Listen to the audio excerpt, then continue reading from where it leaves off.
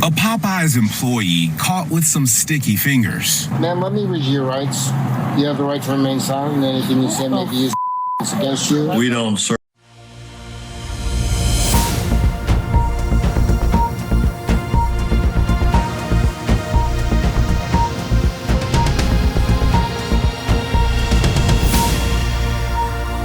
Hey guys, welcome to another episode of OTW with your boy Alonzo Adams.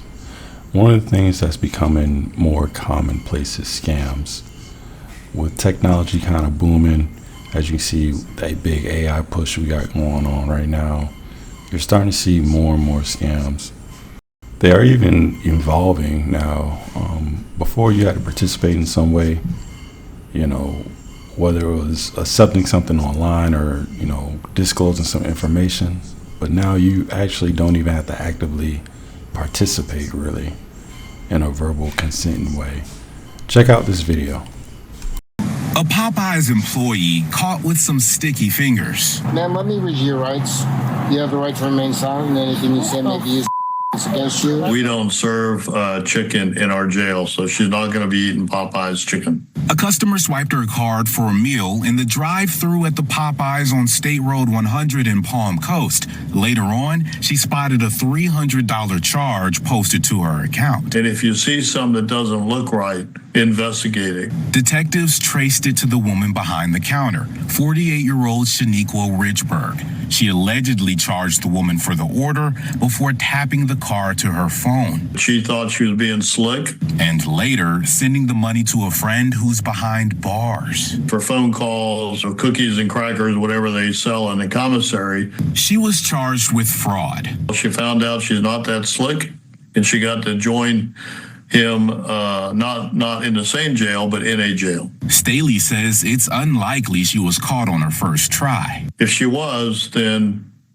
she should go play the lottery instead of committing crime. So according to this story, this lady would take your debit or credit card and tap it after tapping the point of sale machine to, actually pay for whatever you're paying for. But the amounts that she was charging people, in this case, I was able to find online, was $311.90. And you heard I guess it's the sheriff, state that this isn't her first time. There was actually a follow-up story in which there's another employee from the same Popeyes who was actually doing the same thing, ironically, also sending it to her boyfriend who's in the penitentiary. I was able to look up the facility that he's housed at, Appalachia Correctional Institute. Like I say, this place is a prison. So it would have been a while before both these women were going to see these guys. This wasn't, no guy doing a couple month bid at a jail. But now it's going to be even longer. But even focusing back on these ladies, I get it. We're in a tough economy. Whatever restaurant you work in, it isn't paying you a suitable living. So people try to come up with these little quick scams, little slick scams, thinking you're not going to hurt anybody. But really, you're only going to make things worse.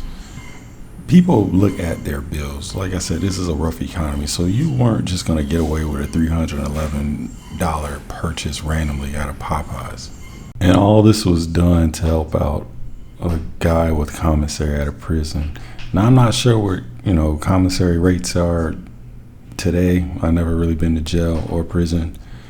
But unless it's like Vegas prices, like $300 is kind of overkill. Like, you possibly could have got away with this scam, and not, advocating for scams.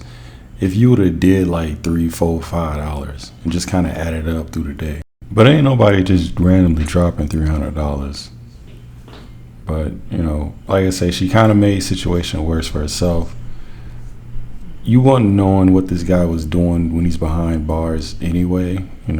We hear stories about what guys kind of do behind the bars. But now you just prolonged your freedom, lost your job. Now getting work is going to be hella difficult.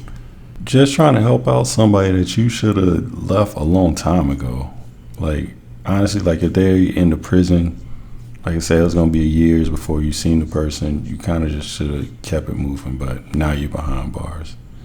But unfortunately, she isn't the only lady that fell victim to this mindset. We are confident that when all of this plays out, she will be found innocent of all the charges and will be exonerated. The former co-owner of the Turkey Leg Hut appearing in a Harris County courtroom Friday morning. Police arrested Nakia Holmes Wednesday. She's currently facing a felony of hindering apprehension charge for allegedly hiding Jonathan Saison from police. Court records say Holmes let him stay at her house in Cyprus while there was a warrant out for his arrest for aggravated kidnapping.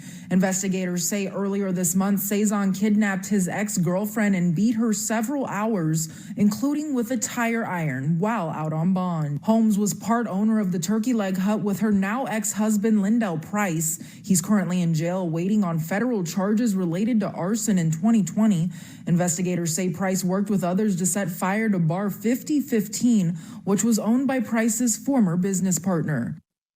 So this lady was actually part owner of the Turkey Leg Hut, which was actually a very popular restaurant here in Houston, Texas. I knew about it before I moved down here. You probably hear a lot of other creators kind of talking about it.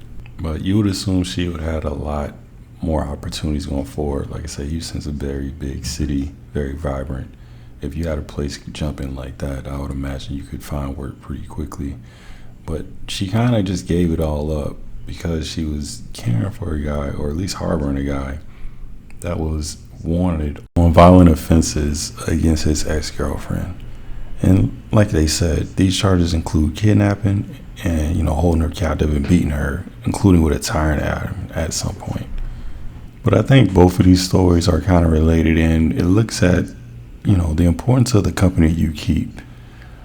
Like whether you're, working a minimum wage job like the lady in the first story, or this lady owning a business, a very popular restaurant. You let the actions of others contribute to your downfall.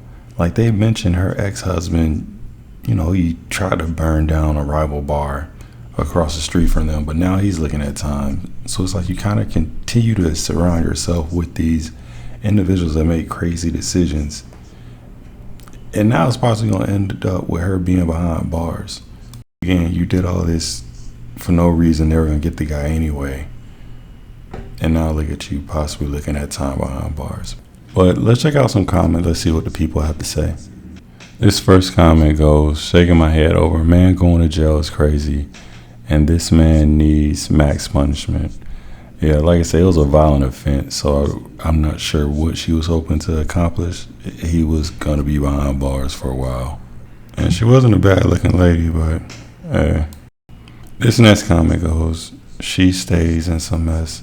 Yeah, it seemed like she was in a lot of drama. Like I said, her ex-husband, he burnt down a bar across the street. So, you assume someone with that type of cachet or doing that well wouldn't be this kind of messy or be involved in these kind of situations. But I don't know. What do you guys think about today's stories? Be sure to comment below. And make sure you subscribe as well. Peace.